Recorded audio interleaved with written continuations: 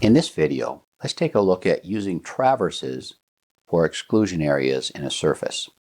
Now, Traverse PC for quite some time has had the ability for me to use this traverse and say, I want to exclude all the triangles, and I'm showing the tin triangles here for this surface instead of the contours, but allows us to exclude the tin triangles that are inside this traverse. But we often end up with this particular situation that I'm showing you here, where I've got a traverse actually at elevation. So I look at the elevation of 0.900, it's 8520.96, and here's the elevation of the tin line from 8480 to 8559. So the traverse points all have elevation, but for whatever reason, these points haven't been included in the surface. So the triangles don't match up. If I were to exclude this triangle here I've got my cursor in, it would exclude the contours outside the traverse because the triangle extends outside the traverse.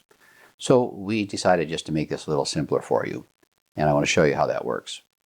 I'll show you where the command is. I'm going to right-click anything that's drawn by the surface, in this case a tin line. I'm going to go to Surface Tools, and in the exclusion, I can get exclusion from existing traverse. So now Traverse PC comes back and says left-click the source traverse. So now I can left-click anything that's drawn by that traverse. In this case, a point label, but it can also be a line. And Traverse PC is going to pop up a warning that says some traverse points are not in the surface. And that's what I just mentioned, that we're not triangulating to these corners of this traverse because they weren't included. And we're asking that you want to add them now. 13 points will be added, and the surface is locked and will be unlocked to add these points. So the surface is currently locked. That means we can't change the configuration of the triangles, but that's exactly what we're after here.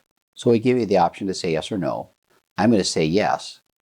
And Traverse PC now has come in and added these traverse points to the surface.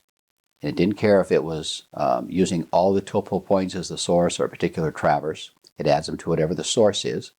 It puts in the break lines along the traverse lines so we don't get funny shaped triangles. And then it figures out which traverses to exclude from inside the traverse and which ones to keep, even in these concave areas here, like the corners of this house. So it takes things that you could have done manually, would have taken you some time to do that, and it just combines them all in a really easy tool that says, hey, you've got some points in this traverse that aren't in the surface, do you want to add them? And then we'll do the exclusion. New in TPC Desktop 2024.